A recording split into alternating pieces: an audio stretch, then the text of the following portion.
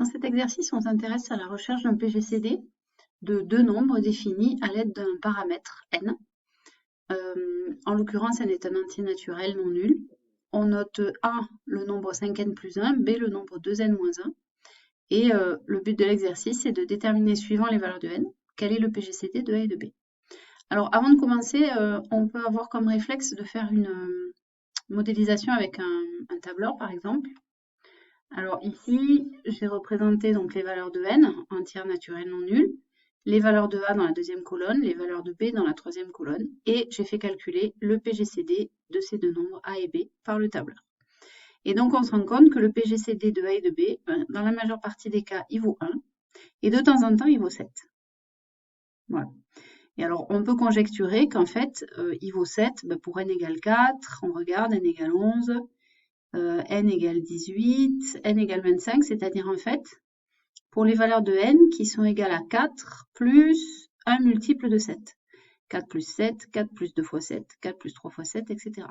Donc, ça tendrait à dire que c'est pour les nombres n qui sont congrus à 4 modulo 7. Voilà. Donc, c'est une conjecture, on va voir si ça marche avec la démonstration. Alors, la première question nous dit « Montrer que le PGCD de A et de B est un diviseur de 7 ». Alors, on va le noter D, ce PGCD de A et de B. Ça sera plus court pour la rédaction. Et bien, puisque c'est le PGCD de A et de B, ça veut dire que 7 divise A, D divise A et D divise B. Donc, D divise toute combinaison linéaire de A et de B. Et alors, on va faire une combinaison linéaire de A et de B qui fasse disparaître les n. Comme ça va nous enlever notre paramètre. Alors, voyons, on va essayer de multiplier ici 5n par 2 et ici 2n par 5. Donc, ça nous ferait du 2a moins 5b. Alors, c'est pas D égale, pardon, c'est D divise. D divise 2a moins 5b. Alors, 2a moins 5b, ça nous fait 2 facteur de 5n plus 1 moins 5 facteur de 2n moins 1, c'est-à-dire 10n plus 2 moins 10n plus 5. Donc, les n s'en vont, comme on le voulait, il nous reste 7. Donc, D divise 7. Voilà. Donc, le PGCD de A et de B est un diviseur de 7. Maintenant, on demande pour quelle valeur de n a-t-on le PGCD qui vaut 7. Et bien, puisque D divise 7, et que l'ensemble des diviseurs de 7, je le note comme ça, dans n évidemment, parce qu'on cherche un PGCD, c'est un entier naturel, les diviseurs de 7, il n'y en a pas 36, il n'y a qu'un et 7. C'est assez pratique. Quand il y en a plus, ça rend la démonstration un peu plus compliquée. Donc, de deux choses l'une, ou bien le PGCD va valoir 1, ou bien il va valoir 7. Je vous rappelle, c'est bien ce qu'on a montré, enfin, c'est bien ce qu'on a conjecturé avec le tableur que je vous remets là. Le PGCD, c'est bien 1 ou 7. Alors, maintenant, pour poursuivre le raisonnement. Donc, on demande pour quelle valeur de n est-ce que le PGCD de A et de B vaut 7. Alors, on va raisonner entre guillemets à l'envers, c'est-à-dire on va dire... supposons que le PGCD de A et de B vaille 7. Alors, on sait que 7 divise A et 7 divise B, puisque c'est un diviseur. Autrement dit, 7 divise 5n plus 1 et 7 divise 2n moins 1. Si je l'écris en termes de congruence, ça nous donne ce système de congruence-là, c'est-à-dire 5n plus 1 est congru à 0 modulo 7, et 2n moins 1 est congru à 0 modulo 7. Donc, on en est revenu à chercher l'ensemble des valeurs de n pour lesquelles ces deux congruences-là sont vraies en même temps. Une des manières relativement efficaces pour résoudre ce genre de choses, c'est d'utiliser un tableau de congruence. Alors ici, ça nous donne donc, on va étudier les différents cas, suivant, alors le modulo il nous est suggéré ici. Donc on va regarder, suivant les valeurs du reste de la division euclidienne de n par 7, quelles sont celles de la division euclidienne de 5n plus 1 et de 2n moins 1 par 7. Donc on a 7 possibilités. N peut être congru soit à 0, à 1, à 2, à 3, à 4, à 5, à 6 ou à 7 modulo 7. Et donc, on va remplir le tableau en colonnes.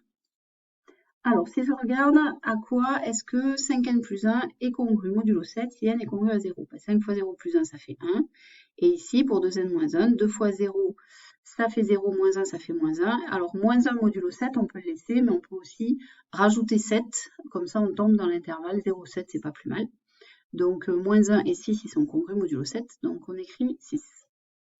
Ensuite, si n est congru à 1 modulo 7, eh bien 5 fois 1, 5 plus 1, 6, donc 5n plus 1 est congru à 6, 2n moins 1 est congru à 1, parce que 2 fois 1, 2 moins 1, 1. Si n est congru à 2, on arrive à 5 fois 2, 10, plus 1, 11. Alors, plutôt que d'écrire 11, pareil, je me ramène dans l'intervalle 0,7. Donc, j'enlève 7, ce qui nous donne 4. Et ici, 2 fois 2, 4, moins 1, 3. On n'a toujours pas de congruence égale à 0, d'ailleurs, on remarque au passage. Ici, si n est congru à 3 modulo 7, 5 fois 3, 15, plus 1, 16. Mais 16, c'est 7 fois 2 plus 2, donc c'est congru à 2 modulo 7. Et 2n moins 1, ben, ça fait 3 fois 2, 6, moins 1, 5. Si n est congru à 4 modulo 7, 5 fois 4, 20, plus 1, 21, qui est un multiple de 7. Donc 21 est congru à 0 modulo 7. Et 2 fois 4, 8, moins 1, 7, c'est aussi un multiple de 7. Donc tous les deux, ils sont congrus à 0 modulo 7. Ah, on a une première solution pour notre système. On l'écrira après. Voyons s'il y en a d'autres parmi les deux possibilités restantes. Si n est congru à 5 modulo 7, 5 fois 5, 25 et 1, 26. Mais 26, c'est 7 fois 3 plus 5. Donc c'est congru à 5 modulo 7. Et 5 fois 2, 10, moins 1, ça fait 9, qui est congru à 2 modulo 7. Et enfin, si n est congru à 6 modulo 7, 6 fois 5, 30, plus 1, 31. Mais 31, c'est 7 fois 4 plus 3. Donc 5n plus 1 est congru à 3 modulo 7.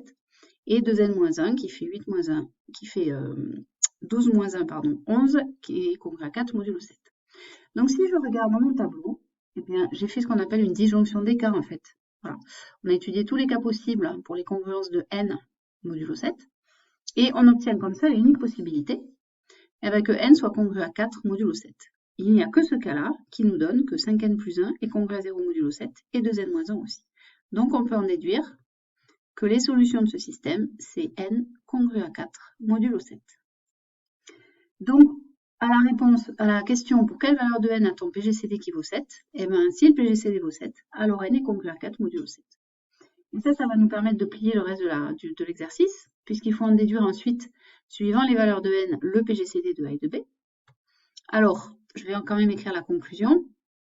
Ici, à la question 2, on a montré que PGCD de A et de B vaut 7. Alors, n est congru à 4 modulo 7.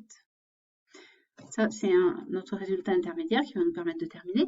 On raisonne par contraposé. Puisqu'il n'y a que deux possibilités pour le PGCD, c'est assez facile. Par contraposé, ça veut dire que si n n'est pas congru à 4 modulo 7, sous-entendu il est congru à tout le reste, eh bien le PGCD ne sera pas égal à 7. Or, s'il n'est pas égal à 7, c'est qu'il est égal à 1, puisqu'il n'y a que ces deux possibilités-là.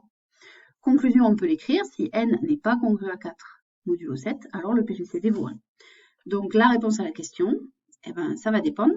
Soit n n'est pas congru à 4 modulo 7, sous-entendu il est congru à 0, 1, 2, 3, 5 ou 6, et dans ce cas-là, le PGCD de A et de B vaut 1. Soit n est congru à 4 modulo 7, et dans ce cas-là, le PGCD vaut 7, il suffit de prendre la contraposée de celle qu'on vient d'écrire ici, la contraposée de la contraposée. Voilà. Alors c'est effectivement ce qu'on avait bien trouvé dans notre tableur. Dans tous les autres cas, à part n congru à 4 modulo 7, dans tous les autres cas, on a un PGCD égal à 1. Et donc voilà comment on raisonne dans ce genre d'exercice.